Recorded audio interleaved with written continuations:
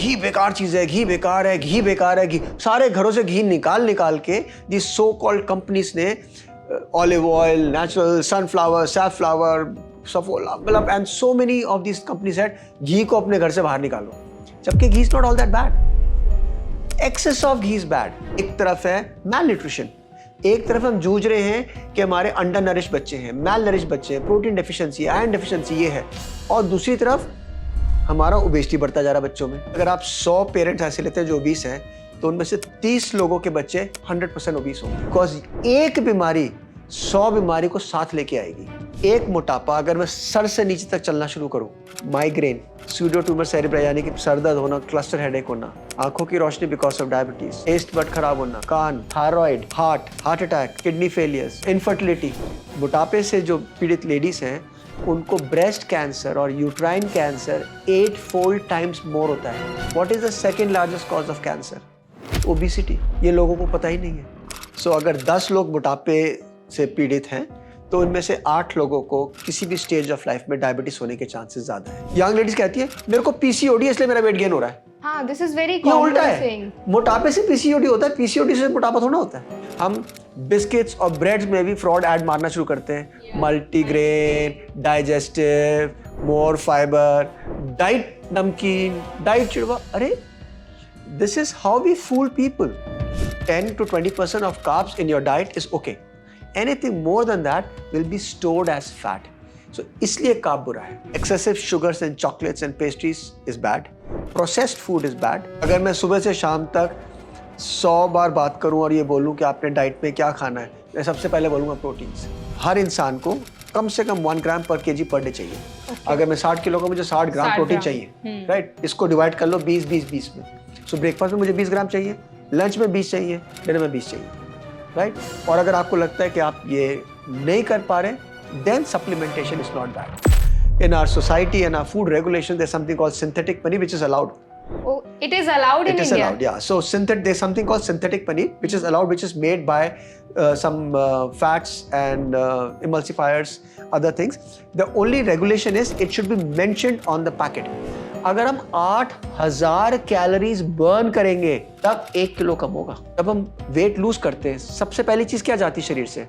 पानी, जो होना चाहिए। दूसरी चीज वेट लॉस में क्या होती है? बॉडी मसल्स, जो हमें चाहिए। तीसरी चीज क्या होती है? फैट, क्योंकि फैट रेजिस्टेंट होता है, वो तुम्हारा स्टोरेज है।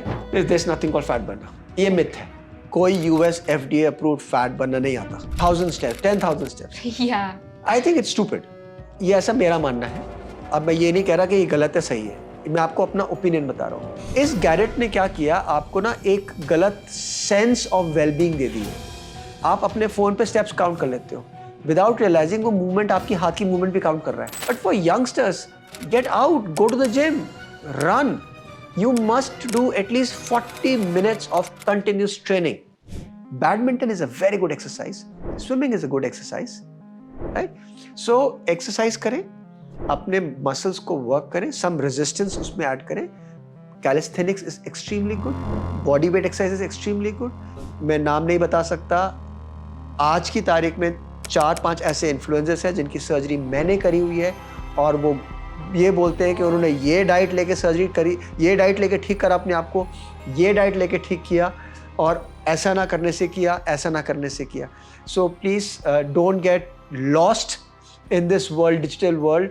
Please understand the truth.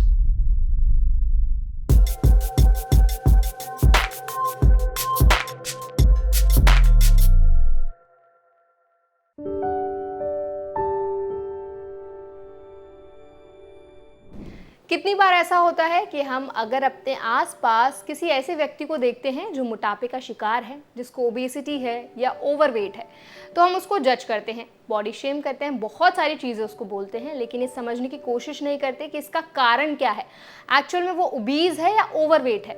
आज के हमारे सेशन में समझने की कोशिश करेंगे कि एक्चुअल में ओबेसिटी यानी कि मोटापा होता क्या है, कितना वेट गेन करना नॉर्मल होता है और कैसे आप अपना वेट लॉस कर सकते हैं।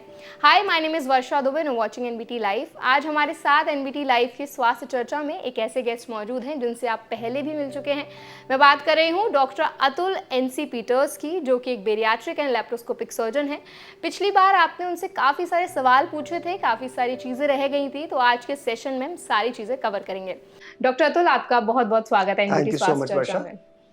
सो लाइक आई सेड कि आप एक बार फिर से आपको हमारे इस सेशन में देखकर बहुत अच्छा लगा, और हमारी जितनी भी ऑडियंस है, लास्ट टाइम आपने जितनी इंसाइटफुल इन्फॉर्मेशन उनके साथ शेयर की थी, काफ़ी उनके लिए हेल्पफुल रही थी और बहुत से सवाल भी उनके रह गए थे। तो क्योंकि आज हम ओबेसिटी के बारे में बात करेंगे, सबसे पहले हम थोड़ा समझ लेते हैं कि एक्चुअल में कब कहा जाता है कि कोई व्यक्ति ओबीज है या ओवरवेट है, क्या डिफरेंस होता है?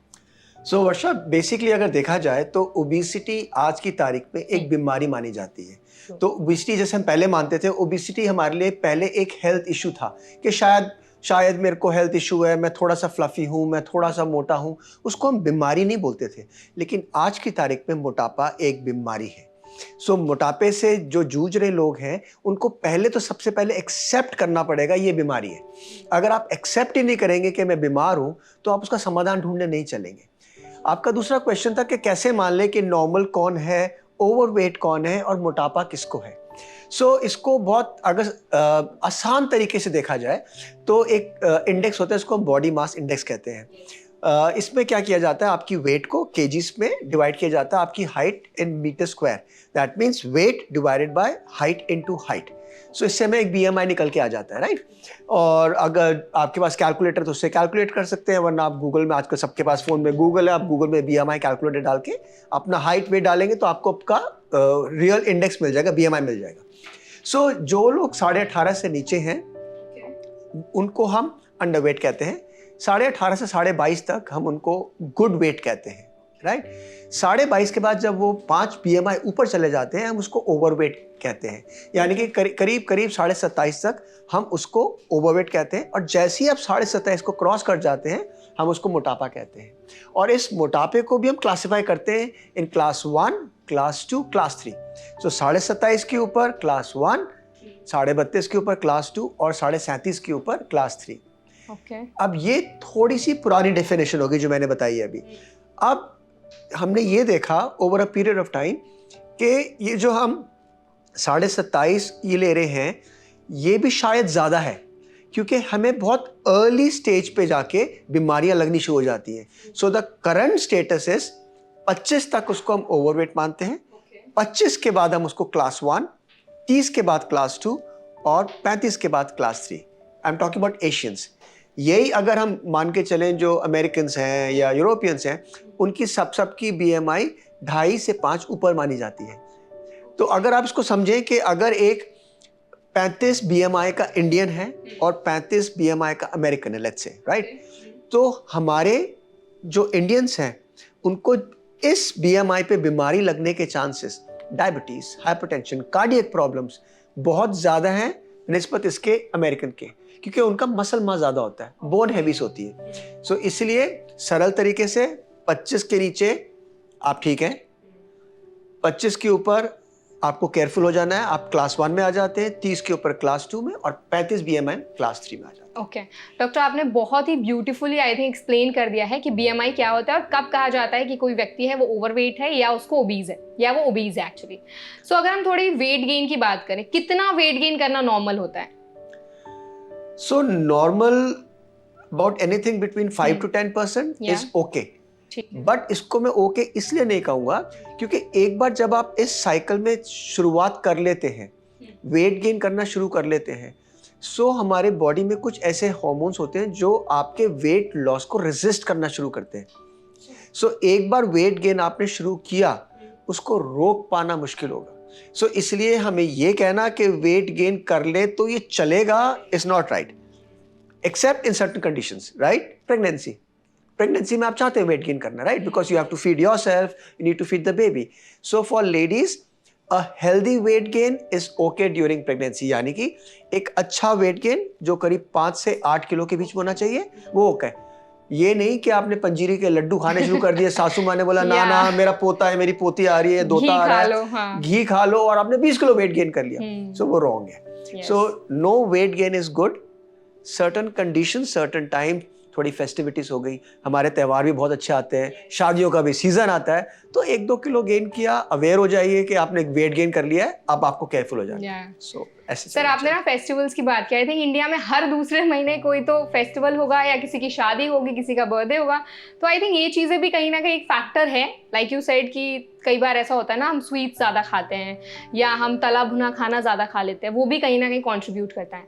तो अगर हम कॉन्ट्रीब्यूशन की बात करें तो ओबेसिटी किन किन कारणों की वजह से बढ़ सकती है, क्या क्या पैरामीटर्स होते हैं? सो इसको हम ना सरल तरीके से तोड़ लेते हैं। सो ओबेसिटी के बहुत कारण है। एक तो ये मल्टी फैक्टोरल है, ऐसा नहीं है कि मैं ज़्यादा खाऊंगा तो मोटा हो जाऊंगा। फॉर एग्जाम्पल, अगर सपोज मैं और एक और इंसान, हम 4 लोग बैठे हैं और हम रोज़ 2 गुलाब जामुन रोज़ खाते हैं, तो ज़रूरी नहीं कि हम 1 महीने के बाद हम चारों वेट गेन करें। हो सकता है मेरा वेट बिल्कुल वैसे ही रहा है, एक आध का वेट 1 किलो बढ़ जाए और एक इंसान का वेट 5 किलो बढ़ जाए। सो फूड इज इम्पॉर्टेंट, लेकिन जब फूड की बात करते हैं उससे पहले आता है जेनेटिक्स एंड प्री जेनेटिक्स। सो जैसे ओबेसिटी हेरेडिटी होती है, यानी कि उसका एक बड़ा भाग जीन्स में पाया जाता है। जीन्स में यानी कि जो आपको हेरेडिटरी आपके माँ बाप, आपके दादा दादी, नाना नानी से मिले। सो हमने देखा है फैमिलीज पे जहाँ पर माँ बाप थोड़े से हेल्दी थे या माँ बाप मोटे हैं या दादा दादी मोटे थे, तो उनके बच्चों की चांसेस बढ़ जाते हैं। क्लोज टू 30% ऑफ चिल्ड्रन जिनके माँ बाप ओबीस है विल बी ओबीस। यानी कि अगर आप 100 पेरेंट्स ऐसे लेते हैं जो ओबीस हैं, तो उनमें से 30 लोगों के बच्चे 100% ओबीस होंगे। So which is a very important, so it is genetic, right. अब हमने 30 की बात कर ली, तो 30 के अलावा 70 भी तो है, तो हो सकता है वो 70 ना हो, तो जीन्स इतना इंपॉर्टेंट नहीं हुआ। तो जीन्स इंपॉर्टेंट है, वो हम एक बात मान के चलते हैं। सेकेंड फैक्टर मानते हैं एनवायरमेंट। एनवायरमेंट मतलब आपका खाना पीना, उठना बैठना, रहना, आप किस तरीके से रहते हैं, आपकी फिजिकल एक्टिविटी कितनी है। जैसे कि एक फैमिली में 2 बच्चे, एक ओबीस एक नॉन ओबीस। अब जीन्स माँ बाप से मिले तो जीन्स डिस्ट्रीब्यूट हो गए, तो हो सकता है एक को मोटापे के मिले, एक को नहीं मिले, एक बच गया। दूसरा जो जिसको जीन्स मिले उसको मालूम है कि उसकी तासीर ऐसी कि उसका वेट गेन हो सकता है, माँ बाप ऐसे थे। दूसरा ठीक है, उसको लगता है कि सब चलेगा, वो गलत खान पान, सैर नहीं करनी, एक्सरसाइज नहीं करनी, काउच पोटैटो, टीवी, मोबाइल, इन चीज़ों में लग गए। तो एनवायरमेंटल फैक्टर्स बिकम इंपॉर्टेंट। जबकि इन लोगों का खाना सिमिलर है, जीन्स सिमिलर है, दोनों के खाना ऑलमोस्ट सिमिलर है, बट एक के physical activity and physical attributes, दूसरे के एक्टिविटीज एंड एट्रीब्यूट्स चेंज हो गए। सो एनवायरमेंटल फैक्टर्स हो गए। तीसरा बहुत बड़ा कारण है खाना। हिंदुस्तान में मेरे ख्याल से, जैसे अभी हम बात कर रहे थे फेस्टिविटीज की, हमारा सारा जो एंजॉयमेंट का जो सर्कल है या सेलिब्रेशन का सर्कल है, is around food. Yes. Holi आ गई, गुजिया बना लो, गुजिया बना लो, गुजिया बना लो। सर्दी आ गई, रेवड़ी खा लो, दाल मुटकल ये खा लो। लोहड़ी आ गई, ये खा लो। दिवाली आ गई, ये स्वीट बना लो। सो हमारा सारा एंजॉयमेंट एंड सारा source of entertainment is revolving around food. So we become like that, right. हम कब ये बोलते हैं चलो इस बार होली है, लेट्स गो, आज हम इस होली में हम जिम जाएंगे या बाहर एक्सरसाइज करने जाएंगे? Very rare. कोई नहीं बोलता। ये कोई नहीं बोलता कि आज हमारा बर्थडे है और हम इस बार अपना बर्थडे सेलिब्रेट ना करके, केक ना काट के, मिठाइयाँ और चॉकलेट्स ना लेके बाहर जाके गरीब बच्चों को लिए कुछ करेंगे या कुछ एक्टिविटी करेंगे या स्पोर्ट्स सेंटर जाएंगे। सो हमें शायद ये सिखाया नहीं गया या हमारे पूर्वजों ने ऐसा नहीं सीखा कि enjoyment is more than food, right. आप देखोगे कई पंजाबी फैमिलीज में नाश्ता खत्म नहीं हुआ, लंच में क्या खाएंगे? अरे अभी तो नाश्ता भी खत्म नहीं हुआ, लंच में खत्म नहीं हुआ, डिनर में क्या खाएंगे? कल मैंने वो खाया था, आज मैंने। So our mind is always revolving around food. So the happiness factor जो हमें रिवॉर्ड है वो भी फूड से मिल रहा है। इफ यू, माँ बाप बच्चों बोलते हैं अच्छा करोगे ना बाहर से पिज्जा खिलाएंगे, राइट। ये तो नहीं बोलते बेटा आज अच्छा करोगे तो बाहर जाके क्रिकेट खेलेंगे आज, राइट, एक्सरसाइज करेंगे, कुछ म्यूजिक बनाएंगे, right. So that is very important. Our food is revolving around food. Plus हमारा जो इंडियन फूड है वो कार्ब बेस्ड है, यानी कि कार्बोहाइड्रेट बेस्ड है। फैमिली बाहर जाती है, सैंडविच खाती है, एक पिज्जा का स्लाइस खाती है, घर आके कहती है ये रोटी नहीं खाती, रोटी नहीं खाई तो वो क्या खाया? सो फोकस क्या है? रोटी। अगर हमने रोटी नहीं खाई तो हमने खाना नहीं खाया, राइट? सो हमारी डाइट सब कुछ, इसके साथ क्या खाओगे, उसके साथ क्या खाओगे, और अगर रोटी पे चुपड़ी हुई नहीं है तो हम बड़े गरीब हो गए। अगर दादी ने पोते को मक्खन लगा के नहीं दिया, हाय ये क्या हो गया? अगर दूध डबल टोन आ गया, उसमें मलाई नहीं आई, हाय तो मेरे बच्चे को कितना वो वैसा दूध पिला रहे। सो एक तो हमारी सोच, सेकंड हमारा खाना, थर्ड हमारा जो रिवॉर्ड है वो खाने से। सो खाना is extremely important, and fourthly but not least is our physical activities, right? मैं एग्जाम्पल देता हूँ, कई बार बोलता हूँ इस बात को, शायद सुना भी होगा दर्शकों ने, कि एक ऐड आता था सर्फ एक्सेल का, दाग अच्छे हैं, राइट? उसमें एक बच्चा था, बाहर जाता था, खेलने आता था, उसके दाग पड़ते थे, उसके कपड़े धुलते थे। अब तो दाग कोई अच्छे है ही नहीं, बच्चे बाहर का खेलने जाते हैं। एग्जैक्टली बच्चे बाहर नहीं जाते। आई हैव सीन मेरे पेशेंट्स, अभी रिसेंटली मैंने देखा एक 6th ग्रेड का बेटा एक फोन लेके घूम रहा था, आईफोन। तो मैंने फादर से पूछा फोन? अरे सर बच्चे मांगते हैं ना। सो मतलब हमने एक उनको गलत जीन्स दिए, दूसरा गलत खाना दिया, तीसरा गलत हैबिट दे दी। So I think when I see kids, I don't blame them, I blame the parents, right? So वो दाग अच्छे रह ही नहीं गए, सारे पार्क्स पार्किंग प्लेस बन गए हैं, बच्चों को बाहर भेजा नहीं जाता। Some part safety security is also there. हमें याद है जब हम स्कूल से आते थे, भाग जाते थे खेलने, बस्ता छोड़ा चले गए, माँ बाप को ये भी नहीं पता कि बेटा है कहाँ, पर ये पता भूख लगेगी रात को आ जाएगा अपने यहाँ, राइट? आजकल वो है ही नहीं, आधे मॉल्स बन गए हैं, राइट? तो प्लेग्राउंड्स खत्म होते जा रहे हैं। फिर पेरेंट्स अगर इन्वॉल्व नहीं होंगे फिजिकल एक्टिविटी में तो बच्चों को कैसे सिखाएंगे? अब ये तो हो नहीं सकता मैं काउच पे बैठूं, इतना बड़ा फ्रेंच फ्राइज लेके बैठ जाऊं और बच्चों को बेटा देखो जाओ गो प्ले, कहेंगे वाह आप तो यहाँ बैठ के ये कर रहे हो, हमें बोल रहे हो प्ले। सो आई थिंक ये हमें बच्चों को नर्चर ऐसे करना पड़ेगा, न्यू जनरेशन्स को, कि वो नहीं सीखते जो आप उनको सिखाते हो, वो सीखते हैं जो वो देखते हैं। So they learn by observing you. So dear parents, आपको ये सीखना है कि आपको एक अच्छा एग्जाम्पल बनना है। इट इज़ नॉट पॉसिबल कि मैं बोलूँ कि मैंने जिम नहीं जाना, मैंने स्पोर्ट्स नहीं करनी, मैंने कुछ नहीं करना, और बच्चों को बोले बेटा you must go and learn cricket, आप ये सीखो, आप सीखो। कहेंगे पापा आप तो कुछ करते नहीं हो। So these are the real factors के ओबेसिटी बढ़ती जा रही है। आई थिंक सर आपने बहुत इंपॉर्टेंट पॉइंट्स हाईलाइट किए कि पेरेंट जो बच्चे हैं वो अपने पेरेंट्स से सीखते हैं। ऐसे एक सर्वे आया था एक्चुअली कि नेशनल फैमिली हेल्थ सर्वे था, जिसमें बताया गया कि जब फूड डिलीवरी ऐप्स नहीं थे अराउंड 2010, तब ओबेसिटी के केसेस कम थे, लेकिन जैसे ही जो फूड डिलीवरी ऐप्स थे अराउंड 2020 आ गए तो बच्चों में जो ओबेसिटी है वो 120% से उसमें हाइक देखने को मिला है। आई थिंक इसका मेजर रीज़न कहीं ना कहीं ये भी है कि आपने बताया कि बच्चे बाहर नहीं जाते हैं। पहले तो हमारे पेरेंट्स ऐसे होते थे, जाओ चीनी ले आओ जाके बाहर से, जाओ खाना ले आओ जाके, और हमारी कंप्लेंट रहती थी एक बार में मम्मी क्यों नहीं बताती यार, एक बार में ग्रॉसरी का सामान बताओ। तो पहले एक्टिविटी बहुत ज़्यादा थी, लेकिन ये जो फूड डिलीवरी ऐप्स हैं इन पर आपका क्या कहना है? डू यू थिंक ये एक मेजर कॉन्ट्रीब्यूटर है ओबेसिटी के towards? So yes and no. The reason I say yes, ये आपकी कन्वीनियंस को ऐड कर दिया गया है। No, but you still have a choice not to do it. आपके पास चॉइस तो है, आपको जोमेटो आके या जो भी 2-3 और ऐप्स हैं वो आके तो नहीं बोलते ना कि आपने खाना ऑर्डर करना पड़ेगा, राइट? वो आपके पास अवेलेबिलिटी है, राइट? उसको चूज करना या ना करना आपके उसमें है। But because of convenience, right, working parents, दोनों माँ बाप ने काम भी करना है, they have to make the two ends meet, right? Everyone can not afford a cook.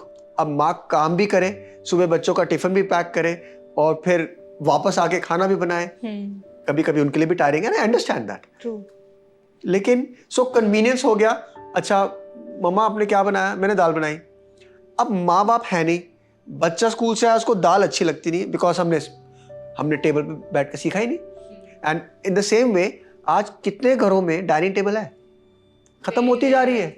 Dining table is like obsolete thing now, right? I visit so many of my friends and say where is a dining table, but why? क्यों? 2 कारण, एक कोई बैठ के खाता नहीं है, second times बच्चों को हमने 6th 7th 8th क्लास से ट्यूशंस लगा दिए। हाँ, मुझे तो याद नहीं हमारे बाबा ने कभी ट्यूशंस की बात भी आई करी थिंक हो। 6-7 तो आपने सर बहुत ज्यादा बोल दिया। बच्चे अब 2nd 3rd में होते हैं ना, तभी पेरेंट्स बोलते हैं ट्यूशन लगा दो बच्चे की। हाँ, तो मतलब हमारा ट्रस्ट स्कूल से खत्म होता जा रहा है कि स्कूल में कुछ नहीं कराएंगे। एग्जैक्टली। एक तो वो, सेकंड, पेरेंट्स जब जब ट्यूटर आ रहे हैं उनके पास वो 1.5-2 घंटे मिल गए उनके लिए। अब पिताजी आए, right, father who is a working father, right, he goes early morning, उसने सपोज दिल्ली से नोएडा, दिल्ली से गुड़गांव जाना, 1.5 घंटा बेचारा ट्रैवल करके गया, वापस आया 5-6 बजे ऑफिस को, 7-7:30 बजे आया। अब सोने तक अगर हम सोने का अच्छा टाइम माने, लेट्स से 10 o'clock, 3 घंटे प्रोडक्टिव आवर्स है। अब वो 3 घंटे में क्या कुछ करेगा? उसको अपने लिए भी रिकुपरेट करना है, अपना भी थोड़ा टाइम चाहिए। सो उस समय बच्चों के ट्यूशन सर आ गए, उसको वो 1 घंटा फिर मिल गया, राइट। सो ये हमारी हैबिट्स जो बनती जा रही है कि इजी थिंग्स, ट्यूशन से आके पढ़ा देंगे, ड्राइवर रख लिया, ड्राइवर ये वाली क्लास के लिए ले गया, ड्राइवर वाली क्लास के लिए गया, खाने का बेटा जोमेटो से कुछ कर दे। माँ ने बोला अच्छा बेटा मैंने दाल और भिंडी बनाई है, दाल और भिंडी, माँ सीरियसली, राइट। सो अच्छा वहाँ से ऑर्डर कर दो। फिर हमने बच्चों को फ्री एक्सेस दे दिया, राइट। अब ये जो हमारे जो one is food delivery, the second is these apps like I don't want to name all the apps, but ये जो UPI app, right? Yes. So पहले माँ बाप ने हमें दिए 2 रुपए, राइट, इसी 2 रुपए पूरा महीना चलाना आपने। अब UPI, mama I want to have pizza, अच्छा ऑर्डर कर दो, उससे कर देंगे, पेटीएम कर देंगे, क्रेडिट कार्ड कर देंगे। सो ये सारे इफेक्ट मल्टीफैक्टोरियल है and each is making some contribution towards obesity. Money थोड़ा ज्यादा आ गया, कन्वीनियंस आ गई, डोर्स में और डोर स्टेप डिलीवरी हो गई, राइट। फिर ऑप्शंस मिल गए। अब हम लोग जब जाते थे तो मेरे ख्याल से एक रेस्टोरेंट होता होगा कभी जो 2-4 महीने में कभी माँ बाप ले गए तो ले गए। अगर आप ये एप्स देख लो तो लुक एट द ऑप्शंस। मैंने कल छोले भटूरे खाए थे, आज मैं पिंडी चने खाऊंगी, आज मैं चाइनीज खाऊंगा, आज मैं ये खाऊंगी, आज मैं वो खाऊंगी, फिर सडनली इस पे पॉपअप हो जाएगा 40% discount, right. Then the problem now again, I am just trying to relate, ये वेब कैसे बनता जा रहा है।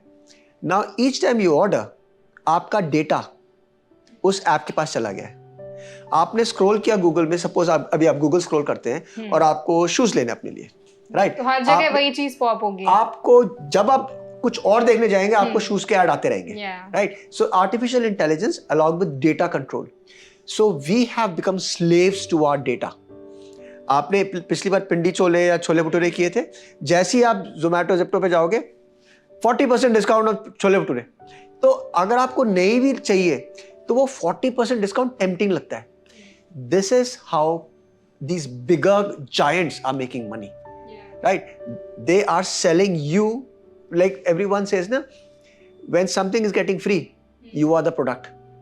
अगर कुछ फ्री में मिल रहा है तो आप बिक रहे हो क्योंकि वो डेटा है, राइट। सो इजी खाना, data, merging of this data, easy delivery, cash paying, credit cards, Paytms, all these things are making us lazy and सब कुछ घर में कन्वीनियंस पे मिल जाए, right.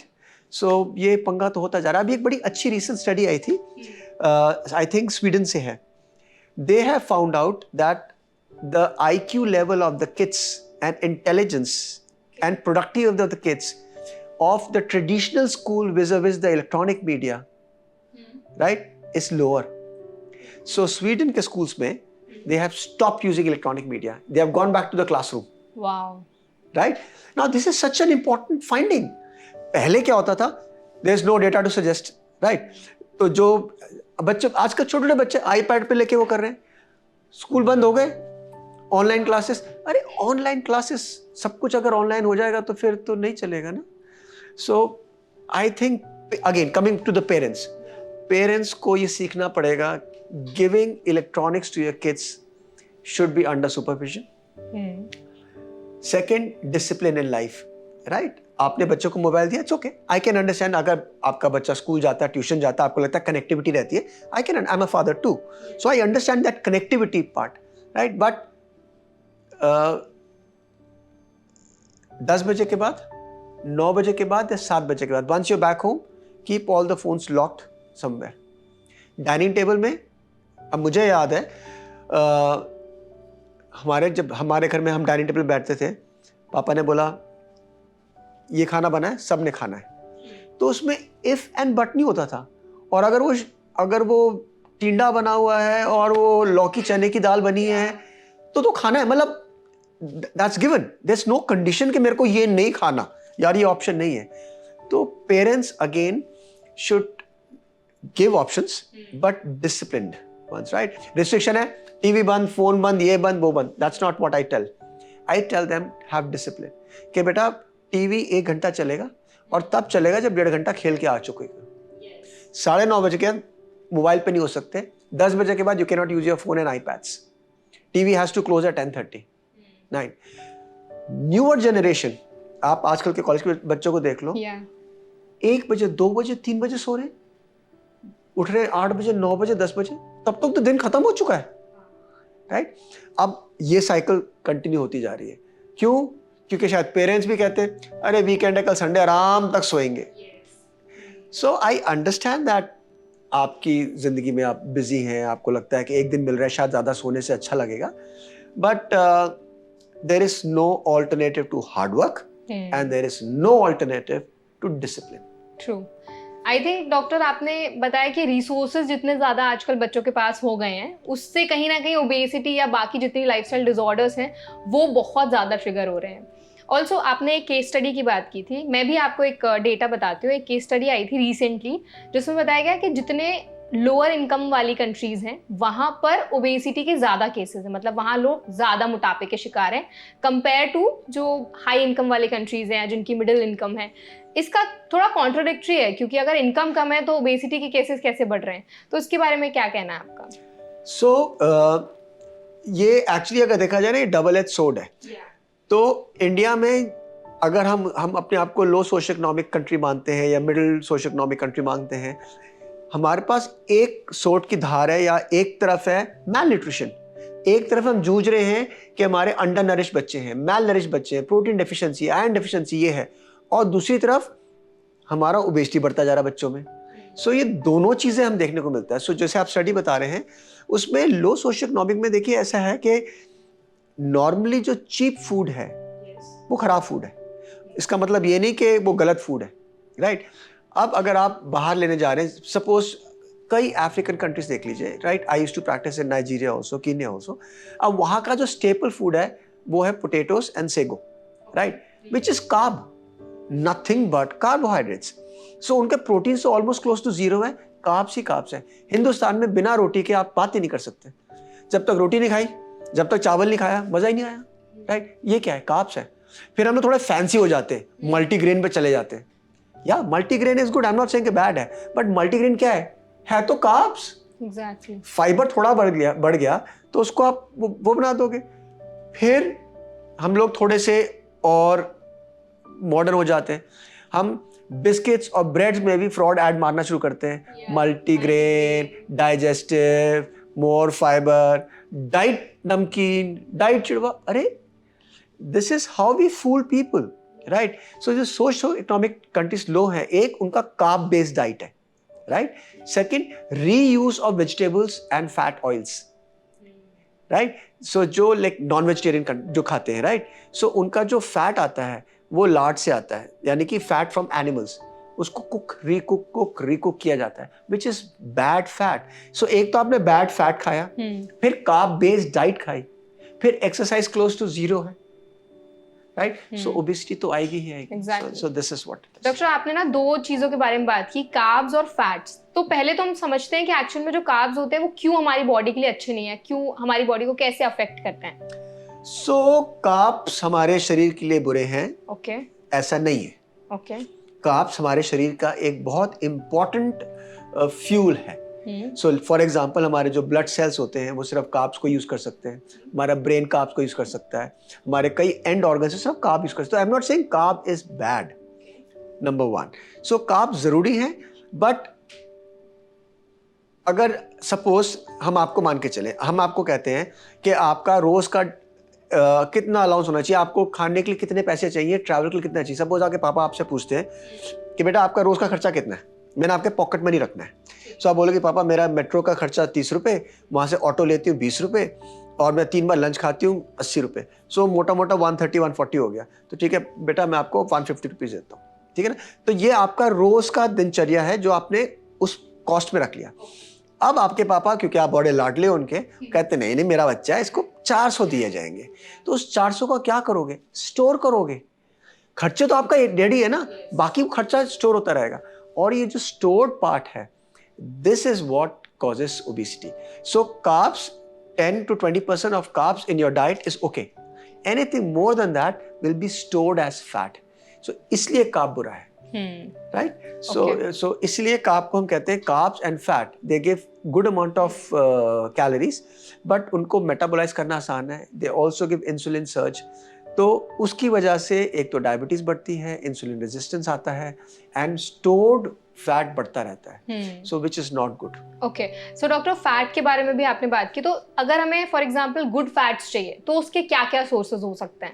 So good fat is polyunsaturated fat, जिसको पुफा लोग कहते हैं। सो बेसिकली गुड फैट्स भी लाइक ब्रैन हो गया, राइस ब्रैन ऑयल हो गया, सनफ्लावर ऑयल हो गया, दिस आर गुड, बट इसको अगर हम बहुत मोटे तरीके से समझ लें, anything in moderation is good. बीच में एक बहुत चलन चला था, घी बेकार चीज है, घी बेकार है, घी बेकार है, घी, सारे घरों से घी निकाल के दी सो कॉल्ड कंपनीज ने olive oil, natural, sunflower, safflower, Saffola, मतलब and so many of this companies had, घी को अपने घर से बाहर निकालो, जबकि घी is not all that bad. Excess of घी इज बैड, राइट। सो जहां पर आपने थोड़ी सी चुपड़ी रोटी खानी थी, वहां पर आपने 1 चम्मच डाल दिया, आपने दाल का तड़का इतने से लगाने से 2 और तड़के लगा दिए, right. So excess of ghee will get stored, excess of butter will get stored, excess of anything is bad. The only good part is, no matter आप जो भी करें, आप एक्सेस प्रोटीन नहीं ले सकते। मैं हर एक को ये बोलता हूँ, सब कहते हैं सर अगर हम ज्यादा प्रोटीन लेंगे तो हमारी किडनी खराब हो जाएंगी। मैंने कहा ज्यादा प्रोटीन ले ही नहीं सकते, right, unless you are taking excessive supplementation. आप नॉर्मल डाइट में, इंडियन डाइट में आप एडिक्वेट प्रोटीन नहीं ले सकते, तो एक्सेस तो छोड़ ही दो। तो हमारा एक्सेस हमेशा रहेगा फैट एंड कार्ब्स। सो अगर हम इन दोनों को रिस्ट्रिक्ट कर सके और फोकस प्रोटीन पे रख सके, राइट, तो आई थिंक हमारा बहुत सारे प्रॉब्लम सॉल्व हो जाते हैं। जब आप प्लेट सजाएं, उस प्लेट में देखें क्या इसमें प्रोटीन है। तो अगर आपने माइंड से फोकस कर दिया कि मेरे को प्रोटीन बेस्ड खाना खाना है, उस प्रोटीन बेस्ड 60% प्रोटीन बेस्ड में अगर 10-15% फैट चला गया, 10-15% कार्ब चला गया, it is still good. So doctor, अभी तो आपने बहुत ही अच्छे से एक्सप्लेन किया कि एक्चुअल में जो कार्ब्स और फैट्स हैं वो कैसे हमारी बॉडी में फंक्शन करते हैं और कितना कार्ब्स हम ले सकते हैं, कितना फैट्स हमारे लिए इम्पॉर्टेंट है। जो लोग ओबीज हैं ऑलरेडी, मतलब जिनको ऑलरेडी मोटापे के जो शिकार हैं, क्या वो लोग अपनी डाइट में कार्ब्स और फैट्स शामिल कर सकते हैं, उनको कम्प्लीटली अवॉइड करने हैं? बिल्कुल ऐड करना चाहिए। कंप्लीट अवॉइडेंस पॉसिबल ही नहीं है। अगर आप किसी इंसान को ये बोलें कि आपने अपने कार्ब्स 0 कर देने, वो पॉसिबल ही नहीं है। You can not have a food without carbs, right. अगर आप लेट्स से नॉन वेजिटेरियन, अगर आप फिश और एग खा रहे हैं, उसमें भी कार्ब्स है ही, दाल खा रहे हैं उसमें भी कार्ब्स है, रोटी में भी कार्ब्स है, चावल में भी कार्ब्स है। सो आपको कार्ब बेस्ड डाइट चेंज करनी है, that is one. Fried, deep fried avoid करना है। और सबसे इंपॉर्टेंट, जो लोग ऑलरेडी, जैसे मैंने बोला कि जो ऑलरेडी ओबीस हैं, उनको अपने लिए ना एक प्रैक्टिकल गाइडलाइन रखनी पड़ेगी। अब होता क्या है, आई सी अ लॉट ऑफ पेशेंट्स जहां पर सर मेरा योगा टीचर आते हैं सुबह, राइट। अब योगा टीचर आते हैं तो योग वो करते हैं, आपको क्या बेनिफिट है उससे, राइट। सर मैंने जिम ज्वाइन कर रखा है, इट्स लाइक सेइंग मैंने बैंक में अकाउंट खुलवाया हुआ है। अरे बैंक में अकाउंट खुलाने से पैसे नहीं आते, डिपॉजिट करने पड़ते हैं। सो कन्वीनियंस, फैशन, राइट, कि मैंने जिम ज्वाइन कर लिया तो मैं ठीक हो जाऊंगा, मेरे योगा टीचर आने लगे तो मैं ठीक हो जाऊंगा, राइट। मैंने फूड डायरी रख ली है, मैं फूड कैलकुलेटर रख लिया है। सो ये अच्छी चीजें हैं। हाउएवर इसको हमें प्रैक्टिकल यूज में लाना पड़ेगा, और प्रैक्टिकल यूज के लिए ना मैं एक मैथमेटिकल बात करूंगा, थोड़ा सा कॉम्प्लेक्स है, लेकिन पेशेंट्स को ये बात अगर एक बार समझ में आ गई और अगर लोगों को समझ में आ गई तो उनके लिए ना एक बहुत प्रैक्टिकल सोल्यूशन आ जाएगा, राइट। सो जैसे माना जाता है हमारे खाने में हर चीज को किलो कैलोरीज में लिया जाता है, बिकॉज एनर्जी की जो यूनिट है वो kilocalories, joules and kilocalories. तो जो भी हम खाना खाते हैं उसको हम किलो कैलोरीज में माना जाता है कि इसमें इतनी कैलोरीज थी, राइट। सो हम कैलोरीज मान लेते हैं मोटी मोटी, राइट। अब हमने इतना खाना खाया तो उसमें से इतनी कैलोरीज मिलेंगी। जैसे प्रोटीन में लेते हैं तो 4 किलो कैलोरीज मिलती हैं, और उसमें फैट में आपको मिलती है 9 मिलती है, कार्ब्स में भी 4 मिलती हैं। अब किलो कैलोरीज हो गई। अगर आपको वेट लूज करना है सो आपको कैलोरीज बर्न करनी है। अगर हम बहुत ग्रॉस समझने की कोशिश करें, यानी कि मोटापा कम करने का मतलब है आपको अपने स्टोर्स खत्म करने हैं। स्टोर्स कौन से? Fat stores. फैट को खत्म करने का तरीका क्या है? उस कैलोरी को जो उस फैट में बंद है उसको जलाना या खत्म करना, बर्न करना।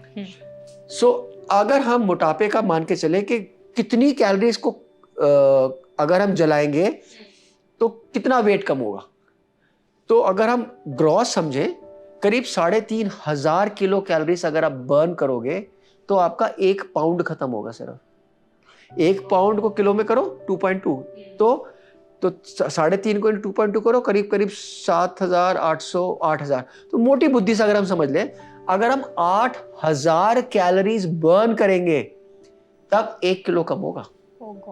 और कुछ लोग जो कभी अपने जिम गए हो और अगर ट्रेडमिल पे गए हो, तो अगर आप 8 किलोमीटर की स्पीड पे चलेंगे, 8 किलोमीटर बहुत अच्छी स्पीड होती है, बिल्कुल शॉर्ट ऑफ रनिंग है, 1 घंटे में आप सिर्फ 300 कैलोरी बर्न करते हो, 1 घंटे में उस स्पीड पे।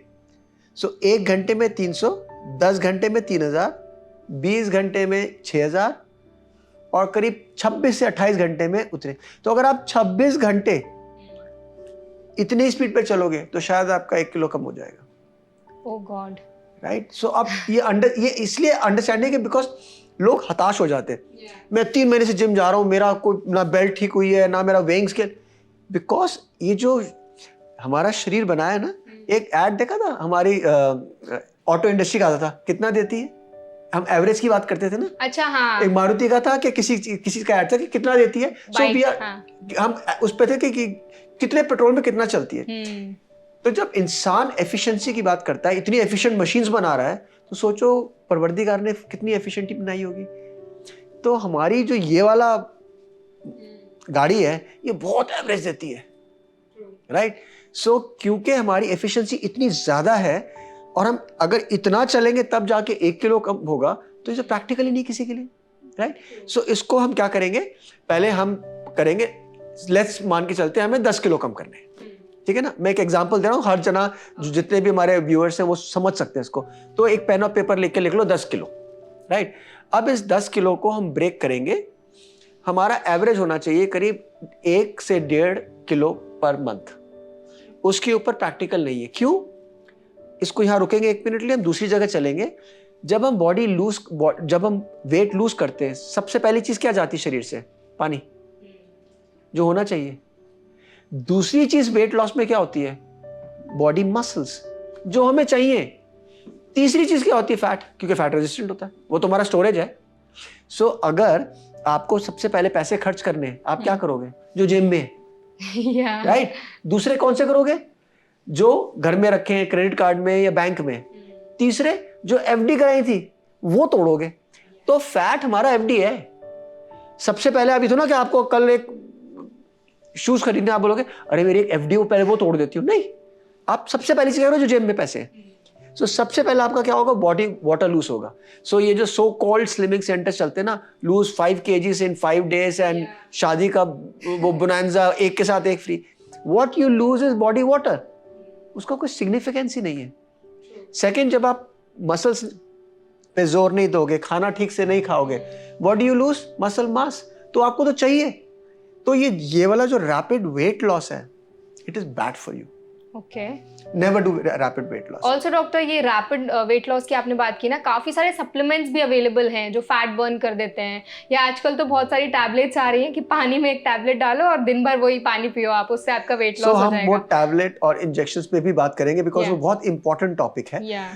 अभी हम उस वाले वेट लॉस पे चलते हैं। तो लेट्स से आपको 10 किलो वेट लॉस करना है, राइट। सो अब अगर हम ये मान के चले कि हमें 1.5 से 2 किलो करना है, ठीक है ना। सो 2 किलो में अगर हमें मान के चलते हैं हमें 1 महीने में 2 किलो करना है, तो हमने पहले सीखा था कि 1 किलो का मतलब है 8,000 किलो कैलोरीज, तो 2 किलो का मतलब हो गया 16,000।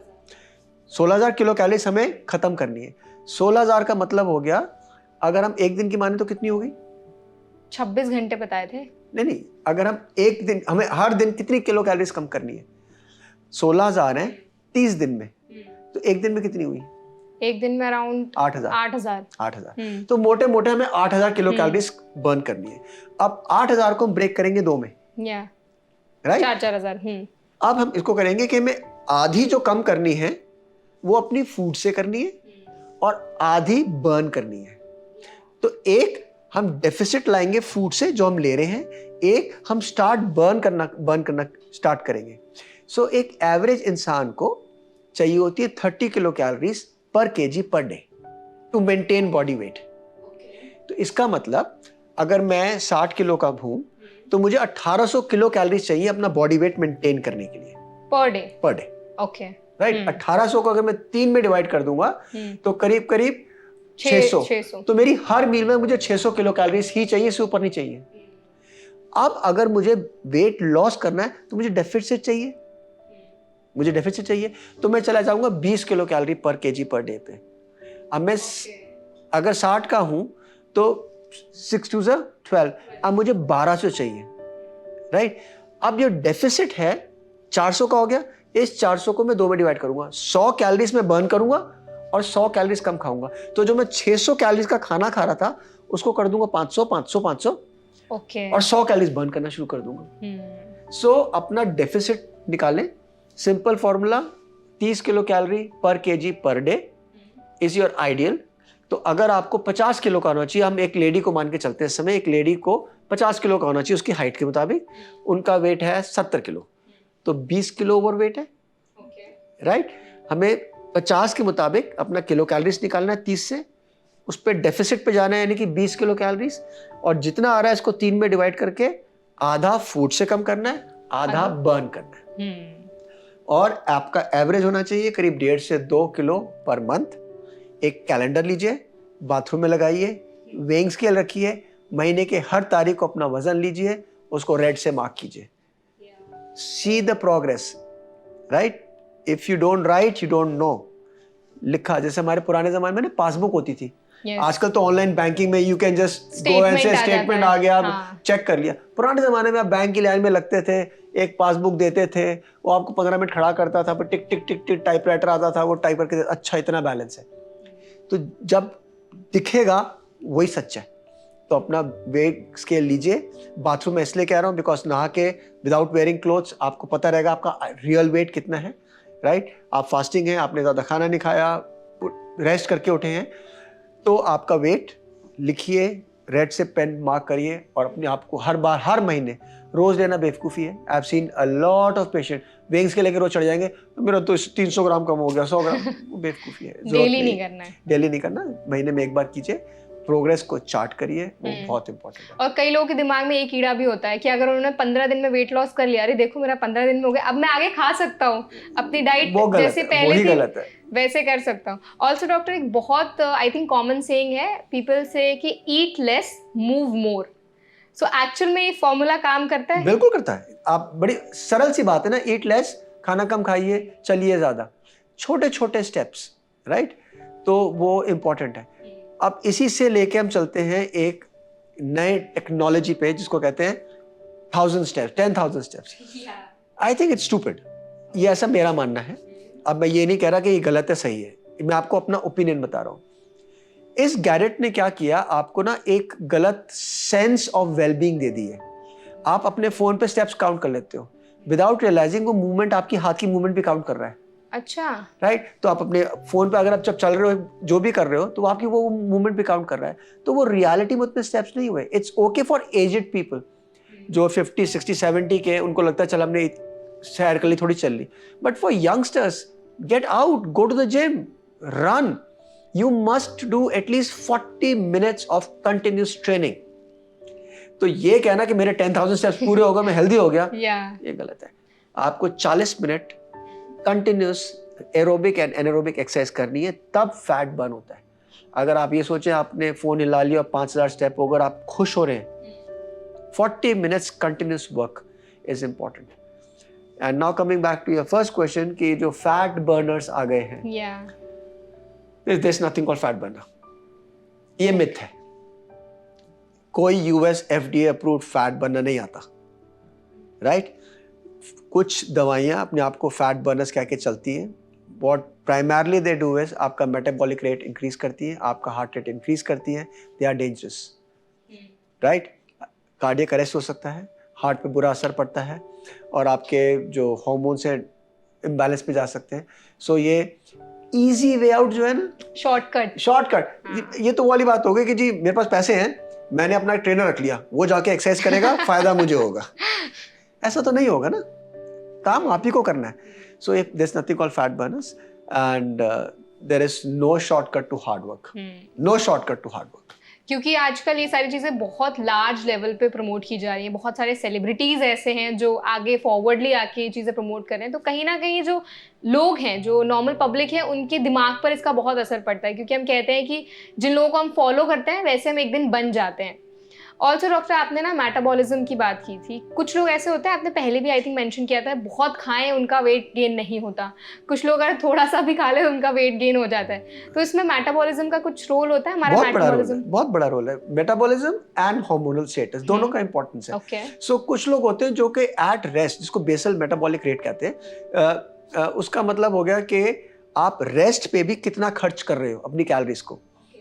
इसको हम अलग तरीके से कह लेते हैं. हम लोग जैसे हम 5 लोग ले लेते हैं. एक इंसान रोज के 100 रुपये खर्च कर रहा है आदतन, दूसरा कर रहा है 200 रुपये, एक कर रहा है 300, 100, 400. अब हम ये इस समय ये नहीं मान रहे कि वो गलत कर रहे हैं, हम सिर्फ बोल रहे हैं कि उनका वो साइकिल ऐसा बना हो गया. एंड ये क्यों होता है फिर? ऐसा क्यों है कि उसका मेटाबॉलिज्म हाई है? यूजुअली जो हमारी मसल्स होती है वो हमारा फर्नेस होती है. Your muscles keep burning your calories. Muscles take a lot of calories. Okay. Right? So जैसे आइडल का इंजन कहते हैं ना, अपनी रेड लाइट पे गाड़ी, red light on, engine of, right? तो उसी प्रकार जो हमारा मसल मास है, ये हमारा इंजन है. तो जिन लोगों में उनका मसल मास ज्यादा होता है, तो वो आइडल टाइम पे भी, यानी कि at rest also they burn more calories. Right? Like मेरे पेशेंट्स आके मुझसे पूछते हैं, सर हमने आपको देखा, आप तो कभी कभी मीठा भी खाते हैं. मैंने कहा आपने मेरा मीठा खाना देखा, मेरा 1.5 घंटा जिम नहीं देखा. सो इम्पॉर्टेंट क्या है कि हम जो चीज़ करें रेगुलरली करें और ये जो बेसल मेटाबॉलिक रेट है इसको हाई रखें. अब ये हाई कैसे होगा? अगर आप मसल्स बनाएंगे. So fat will not burn fat, muscles will burn fat. Okay, right? So everyone must aim, सबको एम करना चाहिए कि वो मसल ट्रेन करें और मसल बिल्ड करें. मसल बिल्ड करने का मतलब ये नहीं है कि आप आर्नल्ड श्वार्ज़नेगर बनकर मोटी मोटी मसल लगा लें. लेडीज कहती है we don't want to be muscular. No, you have to be muscular. Muscular का मतलब ये नहीं कि आप बॉडी बिल्डिंग करके किसी स्टेज पे जाके शो ऑफ कर रहे हैं. मसल बिल्डिंग का मतलब है मसल्स होंगी तो आपका मेटाबॉलिज्म हाई रहेगा, आपको थोड़ी सी ज्यादा लिबर्टी होगी थोड़ा इधर उधर का खाने की. राइट? सो इसलिए मसल बिल्डिंग सबको करनी चाहिए, बच्चे को भी, जवान को भी, मम्मी को भी, डैडी को भी, सबको. सो आई थिंक मसल बिल्डिंग बहुत इंपॉर्टेंट है. क्या कुछ ऐसी एक्सरसाइजेज हैं या कुछ ऐसी ट्रेनिंग्स हैं जो इफेक्टिव हो सकती है मसल बिल्डिंग के लिए? So muscle building is very simple. Okay, you have to work the muscle. Brain sharp कैसे होगा? अगर ब्रेन की एक्टिविटीज करोगे. तो मसल स्ट्रॉन्ग कैसे होंगी? अगर मसल्स की एक्टिविटी करोगे. सो जिस मसल, ऑल मसल्स, आपके शरीर में जितनी मसल्स हैं, अगर आप उनको चैलेंज करोगे तभी तो बढ़ेंगी. अगर आप चैलेंज ही नहीं करोगे तो यूज्ड टू हो जाएंगे. चैलेंज कैसे करोगे? Some amount of resistance. आप कुछ ऐड कर दो उसमें. अब रेजिस्टेंस का मतलब है add more challenge to the muscle. अब चैलेंज कैसे ऐड हो सकता है? आप बॉडी वेट से कर सकते हो, राइट? या वेट्स ले सकते हो, या रेजिस्टेंस बैंड ले सकते हो, थेरा बैंड्स ले सकते हो, एंड सो फोर्थ. तो क्या सबको जिम जाना चाहिए? अगर पॉसिबल है जरूर जाइए. अगर आपका मन नहीं करता and you are not that gym types, घर में एक्सरसाइज कीजिए, बाहर जाके फुटबॉल खेलिए. Badminton is a very good exercise, swimming is a good exercise, right? So exercise करें, अपने मसल्स को वर्क करें, सम रेजिस्टेंस उसमें ऐड करें. Calisthenics is extremely good. Body weight exercise is extremely good. घर में थोड़े पुशअप्स कर लें, थोड़े पुलअप्स कर लें, बार लगा के वो कर लें. स्ट्रेचेस ज़रूर करें ताकि मसल सोर ना हो, जॉइंट्स नाइस रहें. So muscle building is important. And anything जो आपको कन्वीनियंट लगता है घर में, जिम में, प्लेग्राउंड में, वो ज़रूर करें. दिन के किसी भी टाइम में एक्सरसाइज कर सकते हैं? बिकॉज आपने घर की बात की, तो बहुत से लोग होते हैं घर में किसी भी टाइम पे शुरू हो जाते हैं पुलअप्स करना, पुशअप्स करना. तो so what is the ideal time to pray? प्रार्थना करने का सबसे अच्छा टाइम क्या होता है? सुबह, मॉर्निंग. नहीं, हर समय. Okay. You should thank God all the time. Thank God that I'm sitting here. Thank God that I'm breathing. There are people who lost their lives. Recently, आपने देखा ये. They've lost their life. Everyone had a dream. So what is the best time to thank God? Now. All the time. So what is the best time to do exercise? Anytime. Anytime. So क्यों? Idea is working out. अगर आप जैसे आपने बोला morning, वो actually right है, that's not wrong. But अगर किसी नर्स को सुबह 7 बजे ड्यूटी पे जाना है और हस्बैंड के लिए और बच्चे के लिए खाना बना के आना है, तो क्या वो कर पाएगी? शायद नहीं. So maybe it is not possible. वो 2:30-3 बजे आ जाती है और 4 बजे रेस्ट करके 5 बजे एक्सरसाइज करती है. एटलीस्ट कर रही है. So if you can discipline for mornings और evenings. But if you cannot, और आपको लगता है कि आपका वो टाइम, ये टाइम खराब है, सो कुछ ना करने से कभी भी कर लेना बेहतर है. True that. एंड डॉक्टर, कई बार ऐसा भी होता है कि आपने जितनी भी कॉन्वर्जेशन की, आपने बैलेंस के बारे में बहुत बात की है कि आपकी चीज़ें बैलेंस्ड होनी चाहिए. हर एक चीज़ मॉडरेशन में होनी बहुत इंपॉर्टेंट है. एक्सेसिव कुछ नहीं होना चाहिए एक्सेस में. सो कई बार ऐसा भी होता है, सोशल मीडिया पे ऐसे पोस्ट वीडियोस वायरल होते रहते हैं कि अगर आपको फिट होना है तो ये मत खाओ, वो मत खाओ, ये मत करो. ऐसे कुछ फूड आइटम्स हैं, कोई 5 ऐसी चीज़ें हैं जो हमारी बॉडी के लिए पॉइजन हो सकती हैं या हमें नहीं खानी चाहिए? मेरे ख्याल से ऐसी कोई चीज़ बनी नहीं है जो पॉइजन है. डायबिटिक पेशेंट के लिए शुगर पॉइजन है, राइट? मेरे लिए शुगर पॉइजन नहीं है. ट्रू. एक कार्डियक पेशेंट के लिए फैट पॉइजन है, मेरे लिए नहीं है, राइट? सो कोई भी चीज़ अलग मात्रा में खा लेना शायद पॉइजन हो सकती है उस स्पेसिफिक इंडिविजुअल के लिए. बट ऐसा कोई फूड जो कि एब्सोल्यूट ये नहीं करना नहीं है. अगर आप फूड स्टफ की बात कर रहे हैं तो हैबिट्स में ज़रूर बोल सकता हूँ, like alcohol is a bad habit, right? Alcohol doesn't do any good to you, right? अगर वो 5 चीज़ें मान के चलें तो alcohol should be one of them, right? That's not good for you. It's bad for you in terms of your heart, in terms of your pancreas, in terms of your sugar control and anything, right? अब सब लोग कहेंगे कि sir हमने तो सुना है glass of wine is good for your health, right? ये पुरानी कहावत थी. The new WHO standard is no alcohol is good for you. ये पहले बोला जाता था glass of wine is good and heart and dark chocolates are very good for. So yeah, you know what, these were all promoted by the companies. Very important. Promoted by the companies, right? For example, even today, आप लोगों को बोलूँगा, आप लोगों को समझना पड़ेगा कि आज हीरे को बड़ा महत्व दिया जाता है. A diamond is forever, diamond is love. The company behind this, who started diamond, अगर आप उसकी स्टोरी पढ़ लेंगे, you will not never buy a diamond. उसकी value and everything is been promoted by companies. Gold is a natural thing, right? However, going back to खाना, so smoking is bad for you, alcohol is bad for you, excessive sugars and chocolates and pastries is bad, processed food is bad, right? कि जी हमने ढेर सारा सामान process रख लिया, heat किया, खा लिया. बिकॉज यंगस्टर्स आजकल दे कांट कुक फूड. हमने सीखा ही नहीं, कभी हमें बताया नहीं कि प्रेशर कुकर क्या होता है. किसी जवान लड़के को आप प्रेशर कुकर दे दो, उसको लगेगा तो नहीं क्या चीज़ दे दिया, औजार सा दे दिया है कुछ, है ना? उसको पता ही नहीं है कैसा है. हमें गैस ऑन करना नहीं आता यंगस्टर्स को. So eating habits are more important than, so it's not the quantity but the quality of food that you eat. So smoking हो गया, अल्कोहल हो गया, प्रोसेस्ड फूड हो गए, excess of saturated fat is not healthy. And so these are the few things that one should avoid. Sir आपने ना diabetes की भी बात की थी कि अगर कोई बंदा डायबिटिक है तो उसके लिए शुगर अच्छी नहीं है। ऐसा बोला जाता है it is very hard to find a obese person who is not diabetic. मतलब अगर कोई व्यक्ति मोटा है या उसको मोटापे की प्रॉब्लम है तो वो डायबिटिक ज़रूर होगा। इज़ इट ट्रू, ऐसा है? So the correct figure is 80% of people who are obese will acquire diabetes in their lifetime. So अगर 10 लोग मोटापे से पीड़ित हैं तो उनमें से 8 लोगों को किसी भी स्टेज ऑफ लाइफ में डायबिटीज होने के चांसेस ज़्यादा हैं, because obesity causes insulin resistance, bad eating causes insulin resistance, bad fat causes insulin resistance. Insulin resistance can cause diabetes because type 2 diabetes is primarily insulin resistance, right? So इसलिए 80% right है कि 80% of people with obesity will be affected by diabetes. Okay. Also क्योंकि हम थोड़े जो obesity के around जो health problems हैं उनके बारे में बात कर रहे हैं, ऐसा भी कहा जाता है कि जिनको ओबेसिटी है, ओबेसिटी की वजह से 13 अलग अलग तरह के कैंसर्स भी हो सकते हैं। इस पर आपका क्या कहना है? So 2 मिनट ओबेसिटी को अलग रखते हैं, कैंसर पे आ जाते हैं। सो what is the largest cause of cancer in the world? दुनिया में कैंसर होने का सबसे पहला कारण क्या है? हमारा Smoking. Environment, Smoking. So tobacco use, right? The first cause of cancers in the world is tobacco use or smoking. What is the second largest cause of cancer?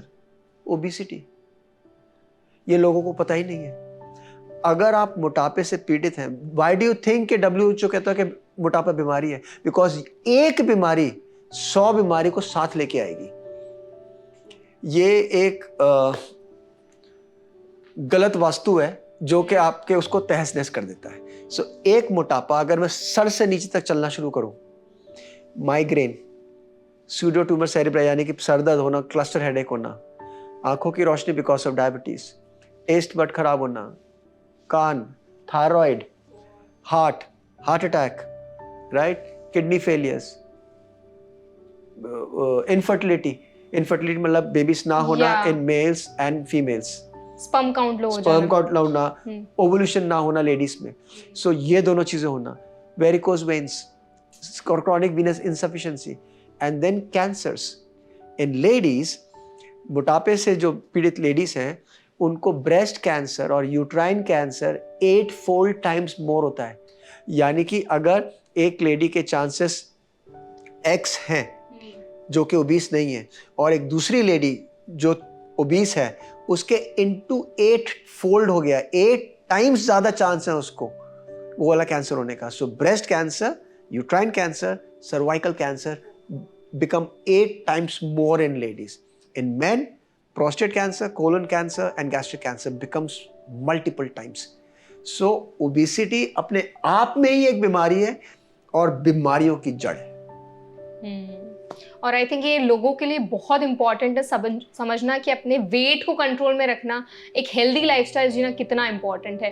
कई बार ये भी बोला जाता है ना कि जब कैंसर हो जाता है किसी को तो पता ही नहीं चला कैसे कैंसर हो गया, इसका कोई कॉज ही नहीं है, बट एक्चुअल में लाइफस्टाइल हमारी बहुत इंपॉर्टेंट फैक्टर है। लाइक यू सेड कि स्मोकिंग सबसे बड़ा कारण है, दूसरा सबसे बड़ा कारण है obesity. Yes. So I think जो भी लोग आज का एपिसोड देख रहे हैं उनके लिए बहुत इंपॉर्टेंट पॉइंट है और उनको ये चीज़ अपनी डे टू डे लाइफ में भी इम्प्लीमेंट करने की बहुत ज़रूरत है कि कैसे उनको लाइफस्टाइल अपनी लीड करनी है, क्या चाहते हैं वो अपनी लाइफस्टाइल के साथ।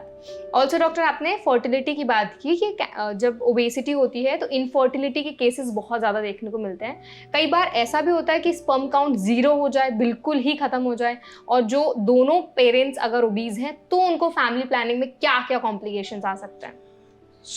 अगर हम स्टार्ट करें फैमिली की, so obese partner will usually get obese partner, मतलब प्रैक्टिकली देखा जाए। सो अगर एक यंग बॉय है जो ओबीस है तो यूजुअली जो उसका फीमेल पार्टनर होगा या जब से शादी होगी वो मोस्ट लाइकली ओबीस होगा। Of course in bigger larger industrial group ऐसा नहीं होता, सबको अच्छे भी मिल जाते हैं, लेकिन अगर हम कॉमन मैन की बात करें तो यही होता है कि यूजुअली वो होगा। सो पहले तो एक पार्टनर मिलना मुश्किल, मैरिज की बात करें। Secondly physical closeness becomes difficult among obese people. Third, in males में ओलिगोस्पर्मिया एंड एजोस्पर्मिया यानी कि स्पर्म काउंट लो होना पहली बात, या स्पर्म काउंट ठीक होके उनका रॉन्ग स्पर्म्स होने। रॉन्ग मतलब या तो वो मोटाइल नहीं है, या इमेच्योर हैं या डेड स्पर्म्स हैं। तो एक तो स्पर्म काउंट ही लो, ऊपर से जो है वो भी खराब, राइट, ये मेल्स में। Third, in females anovulatory cycle. Anovulatory means कि उनको पीरियड्स तो आ रहे हैं लेकिन उनका ओवा नहीं बन रहा, ओवुलेशन नहीं हो रहा। सो पॉलिसिस्टिक ओवेरियन डिजीज होना, एनओवुलेटरी साइकिल ना, तो infertility becomes a massive problem in obese couple. अब इसका दूसरा कॉरोलरी क्या है? यंग लेडीज कहती है मेरे को पीसीओडी इसलिए मेरा वेट गेन हो रहा है। हाँ, दिस इज वेरी ये कॉमन उल्टा है, थिंग। मोटापे से पीसीओडी होता है, पीसीओडी से मोटापा थोड़ा होता है। अच्छा, तो ये लोगों को बड़ा मिसकंसेप्शन है कि मेरे को थायराइड है इसलिए मैं मोटी हो गई। थायराइड और पीसी, अब वो है ना, हमें किसी को तो दोष देना ही है ना। अब मैं ये सबको क्यों बोलूं कि मेरे पास कोई पेशेंट आके ये नहीं बोला सर मैं खाता बहुत हूँ या खाती बहुत हूँ और सोता रहता हूँ, सोती रहती हूँ तो इसलिए मोटी हो गई। वही वाली बात है, एक्सीडेंट के बाद कभी किसी को सुना है कि मैं शराब पी के गाड़ी चला रहा था और फोन पे था इसलिए मेरा एक्सीडेंट हो गया? नहीं। मैं बिल्कुल ठीक अपने स्लो 30-40 पे चल रहा हूँ, साइड में वो वहां से आ गया। सो अपने आप को तो ब्लेम करना नहीं ना हमने, तो ब्लेम किसी को तो करना पड़ेगा, राइट। तो ब्लेम किसको करा? मेरे को पीसीओडी है, मेरे को थायराइड है, मेरे फादर मदर भी ऐसी थे, मैं तो हवा लंबी सांस ले लूं तो भी मेरे को मोटापा है। तो ये दोष देने वाली बात है। इसलिए अगर हमारा सबसे पहली बात जब हमने स्टार्ट की थी, क्या की थी? एक्सेप्टेंस। सबसे पहले मैं एक्सेप्ट करूंगा कि मेरे को ये बीमारी है। जब मैं एक्सेप्ट कर लूंगा फिर मैं उसकी खोज करूंगा कि मेरे को ये बीमारी क्यों है। जब मैं खोज कर लूंगा तो मैं उसके करेक्टिव मेजर्स लूंगा कि मेरे ख्याल से ये 4 चीजें जो मेरी प्रॉब्लम है, फिर मैं उस पर वर्क करना स्टार्ट करूंगा। अगर मैं एक्सेप्ट ही नहीं करूंगा तो मैं पीछे की चीज कैसे करूं? अगर मैं यही ना मानूं मैं गंजा हूं तो मैं हेयर ट्रांसप्लांट के लिए कैसे जाऊंगा? पहले तो मुझे मानना पड़ेगा ना मैं गंजा हूं। तो बस ये बात है। I think acceptance is the key, और आप जितना जल्दी अपनी प्रॉब्लम को एक्सेप्ट कर लेंगे आपको उसको मैनेज करने में उतनी ही ज़्यादा आसानी होगी। सो डॉक्टर, अभी तक तो हमने जितने भी ओबेसिटी की वजह से हेल्थ कॉम्प्लिकेशंस हो सकते हैं उनके बारे में बात की कि क्या क्या हमारी बॉडी के लिए रिस्क फैक्टर्स हो सकते हैं। अगर हम थोड़ी और ओबेसिटी के बारे में बात करें तो जो लोग ओबीज होते हैं, जो लोग ज़्यादा मोटे होते हैं, उनको स्नोरिंग की ज़्यादा प्रॉब्लम होती है। यस, सो स्नोरिंग को ना ओबेसिटी हाइपोवेंटिलेशन सिंड्रोम कहते हैं और इसको ओएसए भी कह सकते हैं। सो बेसिकली क्या होता है कि मोटापे के साथ आपकी जो सांस है वो पूरी नहीं आती। यानी कि जब आप सोते हैं पहली चीज़ हो सकती है आप सिर्फ खराटे मारते हैं। क्यों? क्योंकि आपकी जो टांगे पीछे गिर जाती है, आपके पास इतना नेक नहीं होता, जगह सांस लेने की नहीं होती। दूसरा हो सकता है आप उल्टे सोते हो, राइट, क्योंकि आप स्ट्रेट सोएंगे तो पीछे वो गिर जाएगी, यूबुला नीचे हो जाएगा तो आपसे सांस नहीं आएगी, तो खराटे आना। थर्डली आप सडनली उठ जग जाते हो, यानी कि स्लीप एपनिया, यानी कि आपको एपनिया किस पर? एपनिया मतलब आपकी सांस रुक जाना।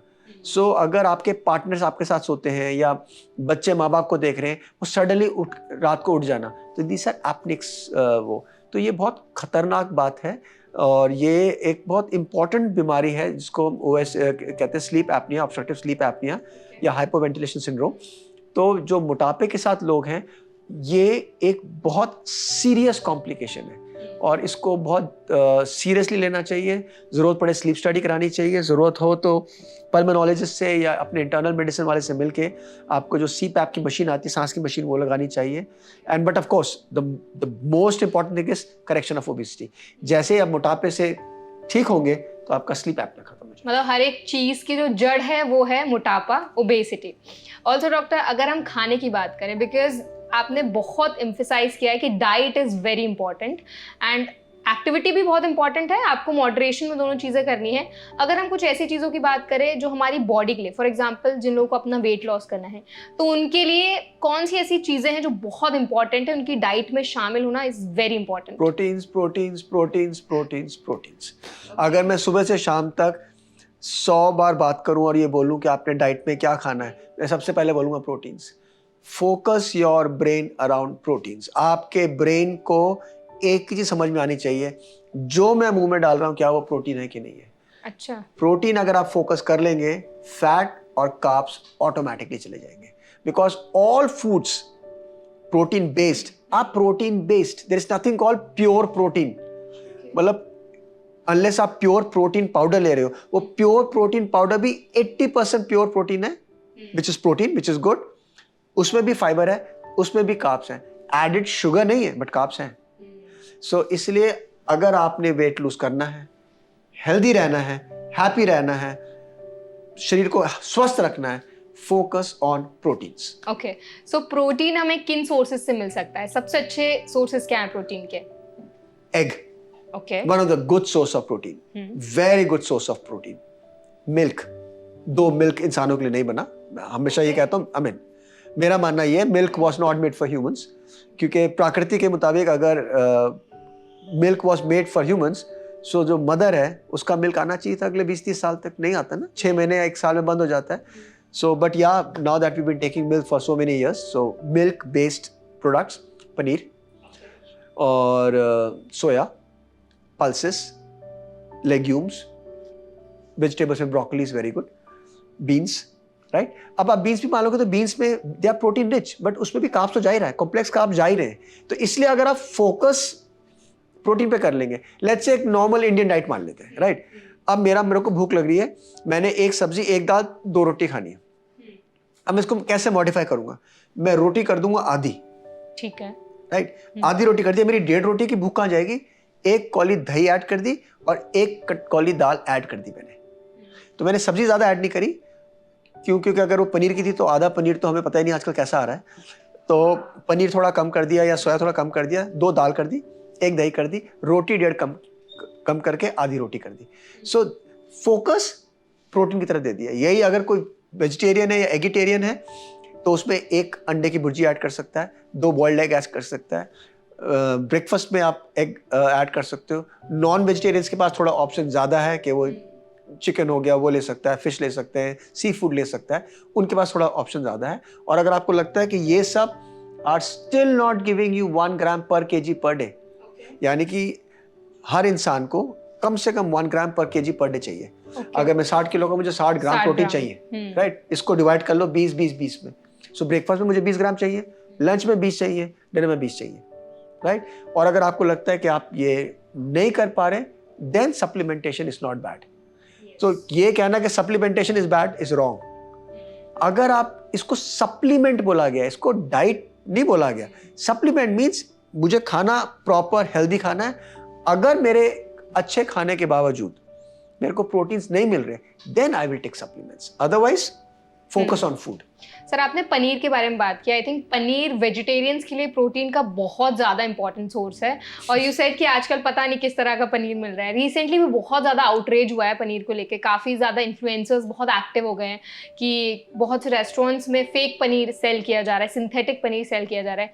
तो कैसे ये चीज़ें जो हैं एक आम व्यक्ति है वो आइडेंटिफाई कर पाए कि वो जो चीज़ें खा रहे हैं एक्चुअल में है रियल नहीं है? फेक पनीर पे आपका क्या कहना है? इसको हम ना 2 टुकड़ों में बांट लेते हैं, ठीक है, आसान तरीके से। अगर मैं किसी इंसान को बोलूं आज मैं आपको 10 ग्राम सोना 20,000 में दे रहा हूं, वो हंसेगा मेरे पे, कहेगा 1 लाख को पार कर चुका और आप कह रहे हैं 20,000 में दे दूंगा। कितना आसान सी लॉजिक है, ये तो हो ही नहीं सकता ना, हो ही नहीं सकता। अब इसको दूसरी बात में तोड़ते हैं। आपको करीब करीब 5 लीटर दूध चाहिए होता है 1 किलो पनीर बनाने के लिए। 5 लीटर दूध कितने का आएगा? पर लीटर अराउंड 65 समथिंग, 70 मान के चल लेते हैं। हाँ। 3500, 350 रुपए का दूध बनेगा तो 1 किलो पनीर बनेगा। 350 रुपए का आया 1 किलो।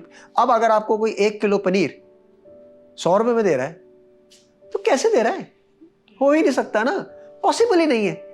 जब आप सोने पे इतना ध्यान लगा सकते हो कि अगर कोई मेरे को 1 लाख और सोना वाला 70-80 दे रहा है तो कुछ गड़बड़ है, तो अपने खाने में क्यों नहीं ध्यान लगाते? हो ही नहीं सकता, राइट। अब आप एक ब्रेड पकौड़ा खाने जाते हो, उसमें इतना बड़ा पनीर का चंक है और 10 रुपए का मिल रहा है, वो पनीर कैसे होगा? हो ही नहीं सकता। It is not practical. But yes, in our society and our food regulation there is something called synthetic paneer which is allowed. Oh, it is allowed in It is India. allowed, yeah. So there's something called synthetic paneer, which is allowed, which is made by some fats and emulsifiers, other things. The only regulation is it should be mentioned on the packet. Okay, this is synthetic paneer. लेकिन अब synthetic paneer तो packet में होगा ना। अब आप restaurant में जाके खाओगे तो आपको कैसे पता कि वो ओरिजिनल पनीर है कि सिंथेटिक? अब बायर जो है या जो ओनर है उसने राइट पनीर खरीदा, राइट सोर्स से खरीदा, जिसने प्रोड्यूस किया उसने सिंथेटिक पनीर बना के बेच दिया, बट पनीर तो पनीर रह गया। पनीर तो पनीर रह गया, प्लेट में तो पनीर है, पनीर आ गया। सो आइडियली हमें this should not be something called synthetic paneer, because हमारे सेंटिमेंट्स तो पनीर पे थे ना, तो सिंथेटिक पनीर बनाना आसानी। अब इसी का मैं आपको एक अलग एग्जांपल देता हूँ। आपने प्रिंगल्स खाए होंगे, राइट? उस पर आपने देखा कि क्या लिखा होता है? What are Pringles? मतलब जो हम पोटैटोज वाले वो खाते हैं। क्या क्या होता है? पोटैटो चिप्स टाइप के रहते हैं। Exactly, they are not potato chips. Pringles cannot write potato chips. Okay. Pringles cannot write potato chips because Pringles potato chips नहीं है। हाँ। चिप्स क्या होता है? आपने आलू लिया, उसको फ्राई कर दिया। नहीं आलू के वो घिस के पतले पतले निकाले, उसको फ्राई कर दिया, ये चिप्स है। प्रिंगल ऐसे नहीं बनता। प्रिंगल आलू लेता है, उसको उबालता है, उसका मैश करता है, उसमें मिक्सचर बनाता है, उसको पतला करता है, फिर वो पूड़ी की तरह उसको फ्राई करके फिर देता है। तो जब लोगों को मालूम चला तो उन्होंने सू कर दिया कि आप चिप्स के नाम पे एक कुछ और बेच रहे हो। तो Pringle will write potato treat या पोटैटो दिस या potato this, they can not write chips. Oh god. Right? So उसी प्रकार से अगर आप सिंथेटिक दे रहे हो तो बजाय इसके कि हम बोले सिंथेटिक पनीर अलाउड है, उसको सिंथेटिक कुछ और बोल दो, सो दैट कॉमन मैन जो हम आप और मैं हैं, हमें तो मालूम चले ना कि यार ये नहीं ये है। लाइक आप सोय मिल्क कहते हो, राइट? लेकिन सोय मिल्क एक वर्ड लिखा जाता है, right? That's not milk, that's soy milk, right? Coconut milk.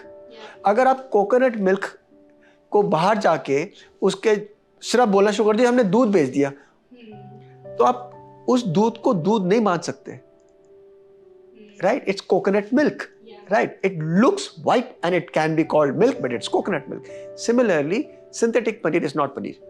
So the next thing is, तो कॉमन आदमी क्या करे? घर में बनाए पनीर। पनीर बनाना इज नो रॉकेट साइंस। दादी से पूछो, नानी से पूछो, मम्मी से पूछो, मासी से पूछो, सबको पता पनीर कैसे बनता है। थोड़ा फाड़ना ही तो है दूध, ओवरनाइट रखो, बन गया। और जो पनीर बन गया, उसका जो रेजिड्यू रखा, जो पानी बचा, उसको ना फेंके। That is one of the richest source of protein. That is what is the way protein. So बाहर जो चीज बनती है, Switzerland, New Zealand, which is the largest producer of cheese, right, even America for that matter, जो इसका पानी बचता है उसको वे कहते हैं। वो पानी इससे महंगा होता है एक्चुअली। अच्छा। तो आप घर में दूध लीजिए, दूध को फाड़िए, पनीर बनाइए, उसके पकोड़े बनाइए, नहीं पकोड़े मत बनाइए, तलिए मत, सब्जी बनाइए, और जो ये पानी बचा इसको यूज करिए अपने कुकिंग में, आटा गूंदने में, अगर आपको आटा गूंदना है, या उसमें थोड़ा सा कुछ नमक मिर्च डाल के इसको पीजिए। This is whey which is again very rich source of protein with almost close to zero fat. Wow. तो this nothing called home food. I think जितना आप घर का खाओगे उतना आप ज़्यादा हेल्दी रहोगे, जितना कॉशियस रहोगे अपनी डाइट को लेके, उतना ज़्यादा आपकी जो लाइफस्टाइल है वो बेटर रहेगी। ओबेसिटी और बाकी जो हेल्थ कंडीशन है उनसे भी खुद को आप बचा पाएंगे। डॉक्टर, हमने डाइट को कम्प्लीटली आई थिंक डिस्कस कर लिया है। अब हम उन लोगों की बात करते हैं जो लोग वेट लॉस करना चाहते हैं और वो करने की कोशिश भी कर रहे हैं, बट बहुत ट्रायल के बाद सब कुछ उन्होंने मैनेज कर लिया, सारी चीज़ हो गई, उनका वेट लॉस हो ही नहीं रहा है। उनके लिए क्या ऑप्शन?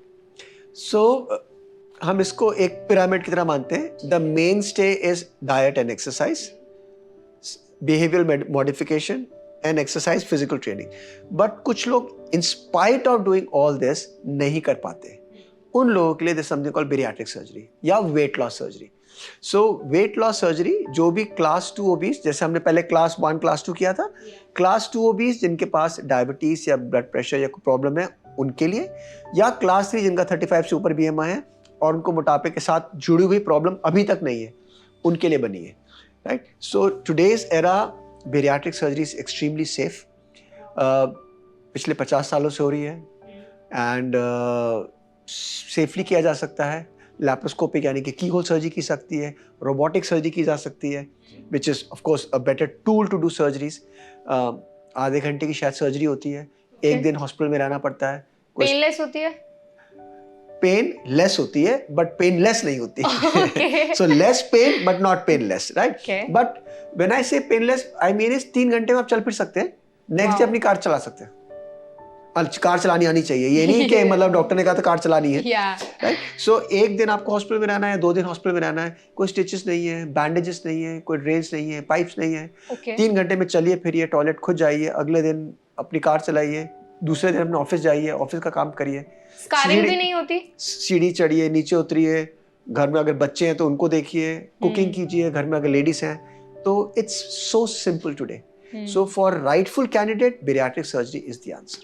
ओके, आई थिंक अब जो लोग अपना वेट लॉस कर रहे हैं और नहीं कर पा रहे हैं, उनको एक ऑप्शन मिल चुका है और उनको पता है कि क्या सर्जरी करानी है, कैसे होती है, कितना ट्रीटमेंट में टाइम लगता है. आई थिंक डॉक्टर, हमने ओबेसिटी को बहुत अच्छे से समझा है एंड आपने बहुत ही ईजिली सब कुछ एक्सप्लेन किया है कि डाइट कैसी होनी चाहिए, क्या क्या कॉम्प्लिकेशंस होते हैं, क्या कॉजेज़ हैं, सिम्टम्स क्या हैं.